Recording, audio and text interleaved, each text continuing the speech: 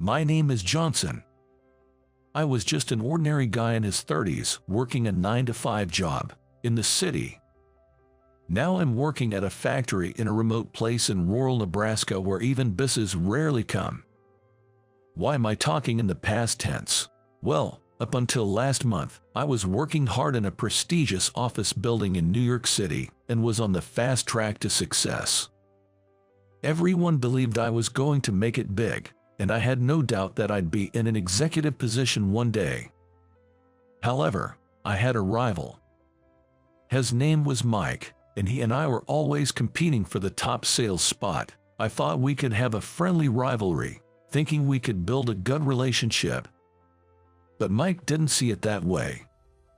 To him, I was just an obstacle he wanted out of the way. So he set me up. He pinned a huge mistake on me. Even though it was later discovered to be a misunderstanding, the trust I had once earned was lost. Gradually, everyone began distancing themselves from me, and the boss only favored Mike.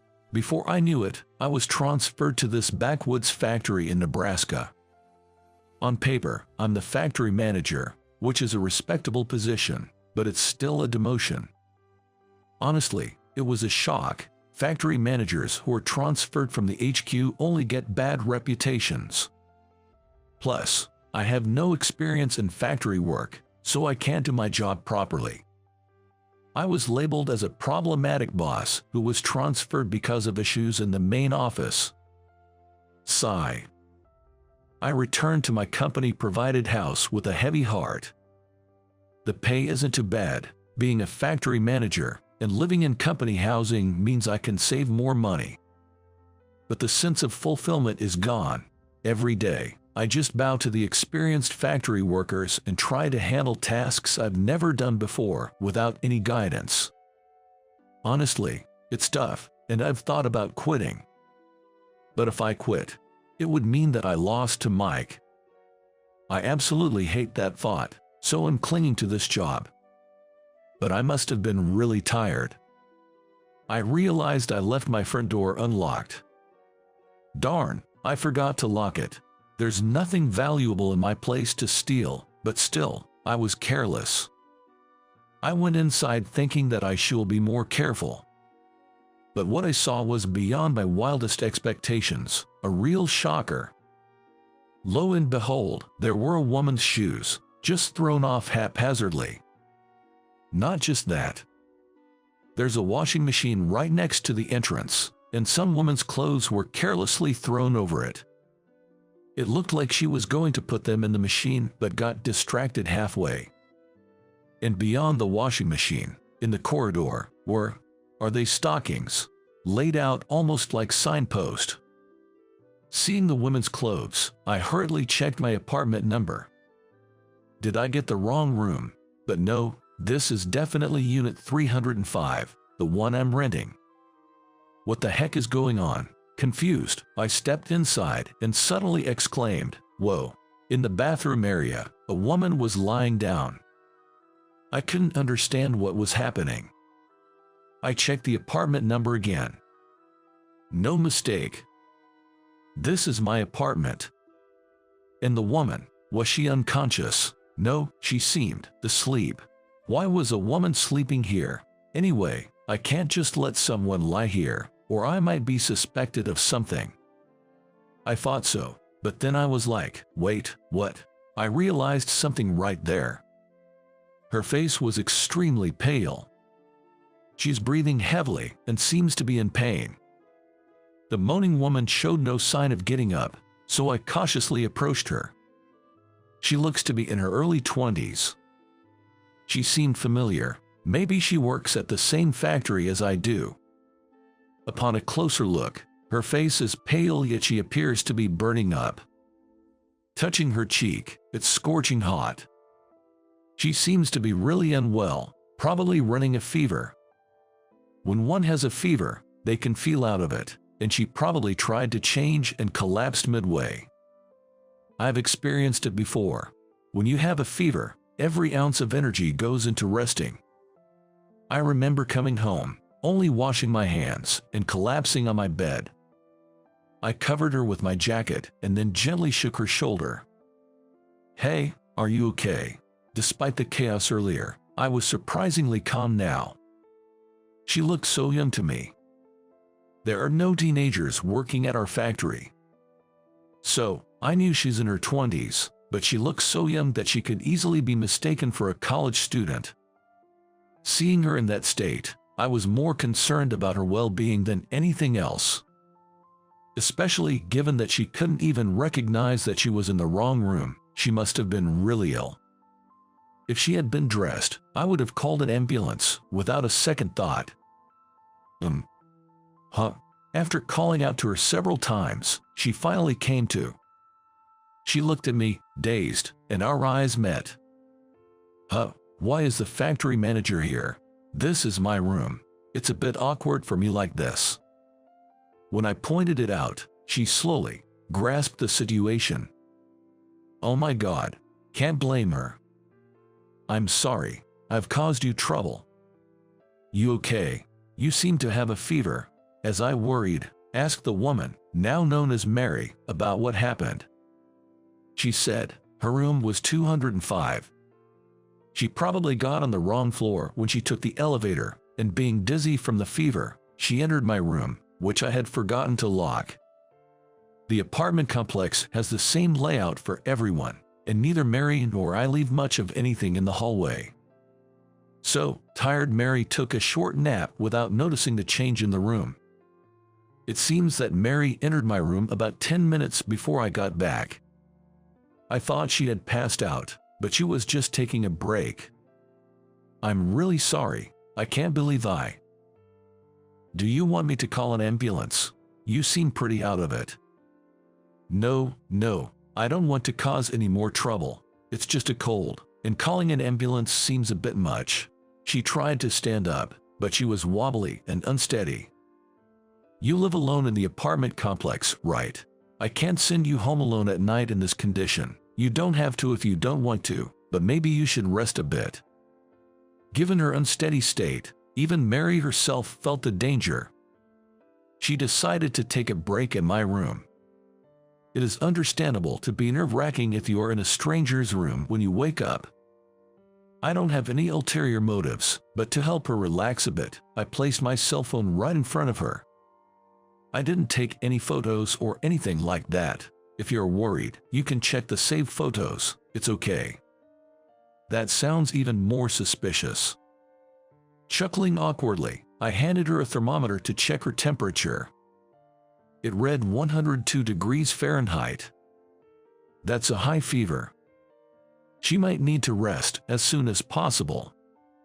I decided to take her home as her dizziness subsided and she became a bit more lucid. "It's just one floor below, though."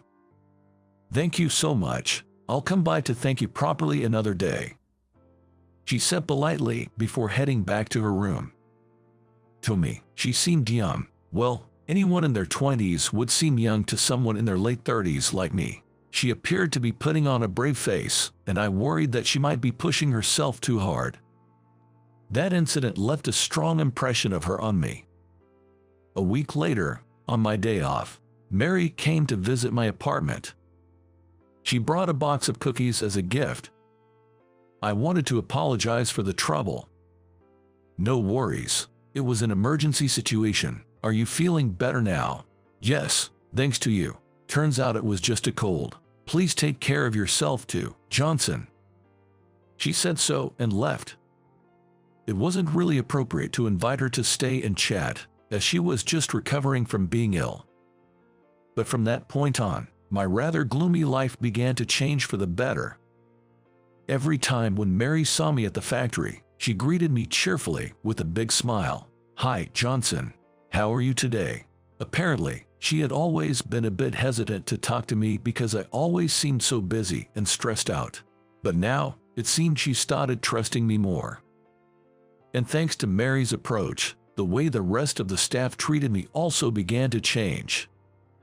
Especially the seasoned workers, their attitude towards me did a complete 180.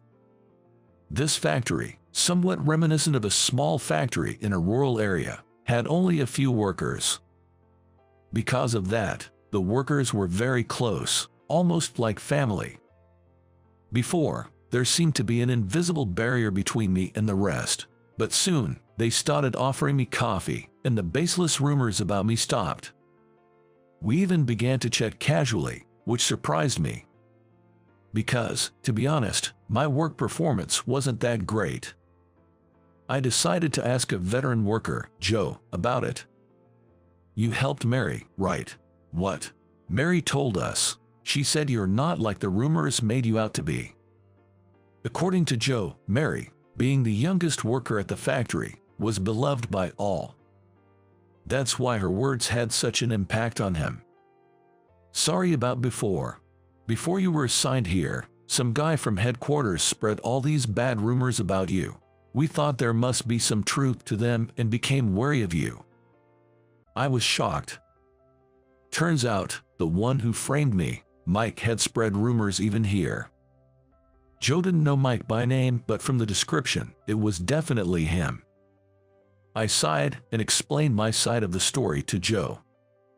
How I was sidelined from my promising career path and ended up here because of Mike's schemes. While I was talking, I suddenly heard a voice from behind me. "What? That's horrible."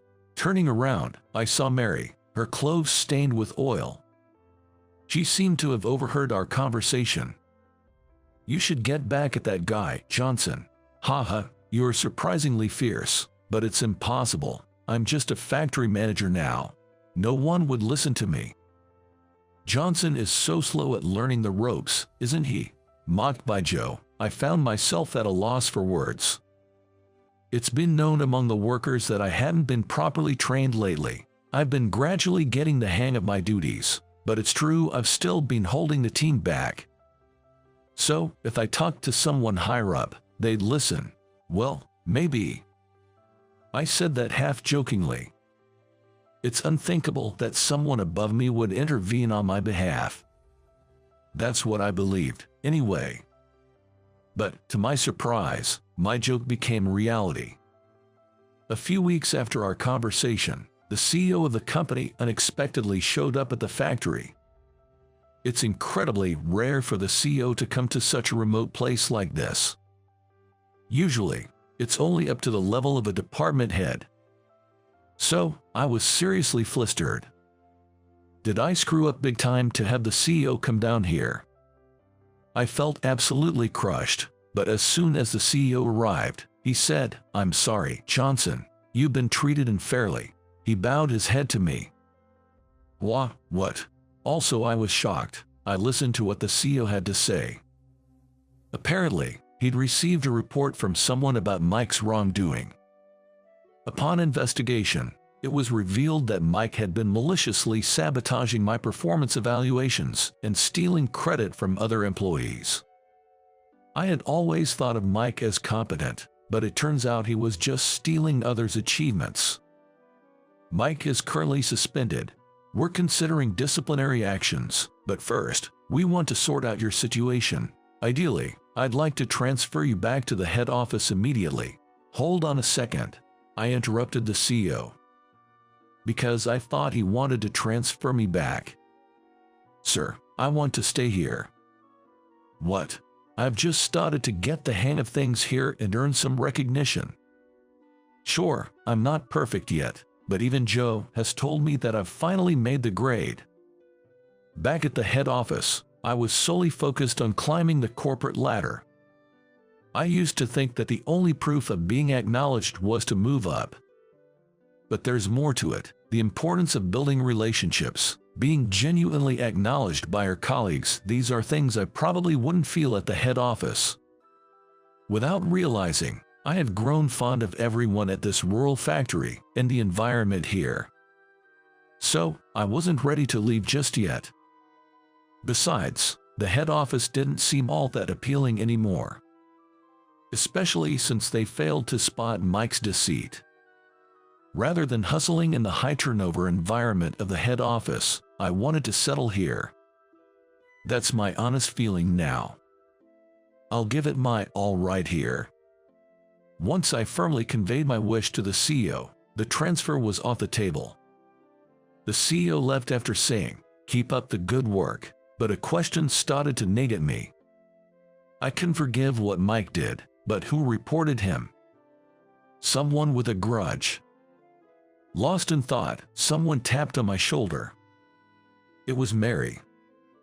Hey Johnson, how are you? Good, thanks. How did it go? Did that guy Mike, who framed you, get punished?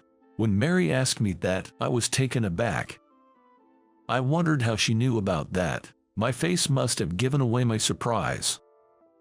Mary laughed. I told my dad, "You get transferred here by a bad employee at the headquarters." Your dad? Yes, my dad is the CEO who was here earlier. What?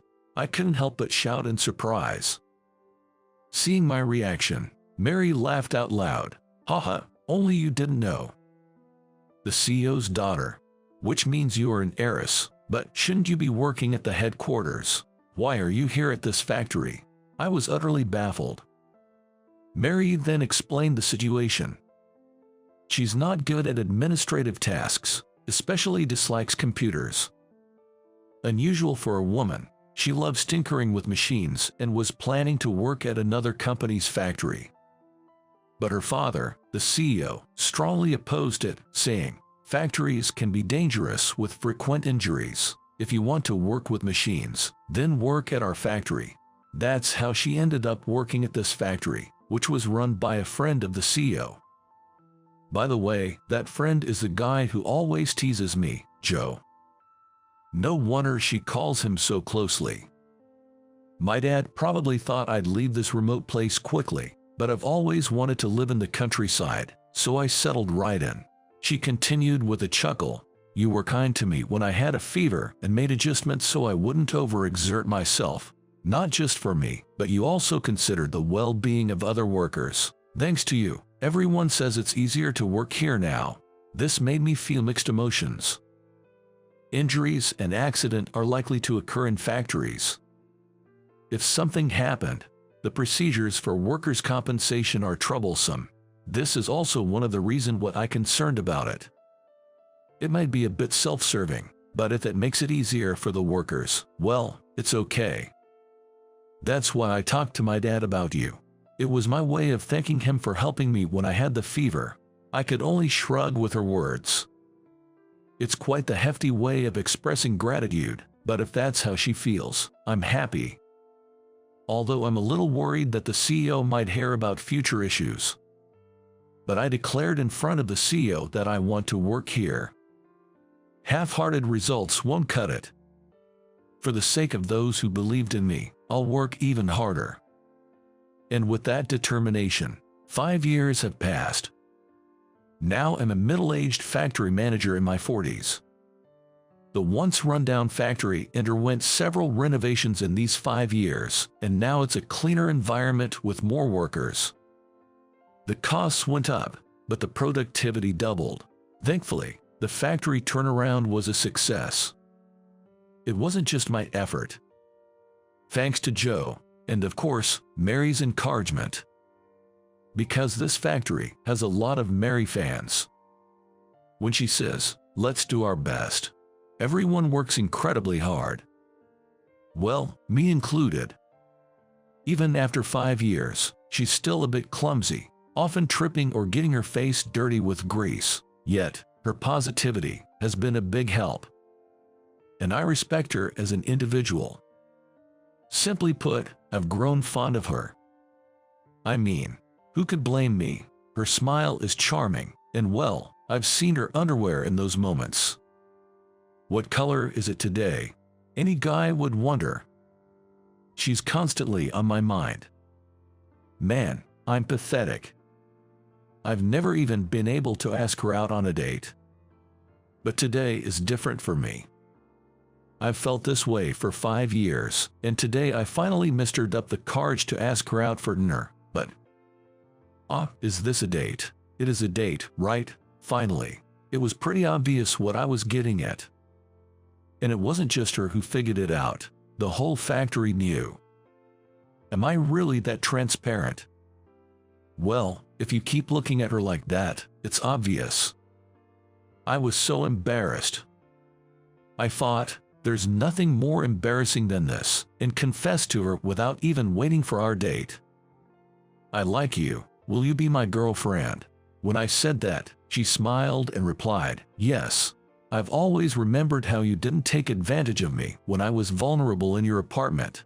Instead, you were genuinely concerned. Wait, take advantage? Well, wouldn't most find that situation risky. I was really lucky.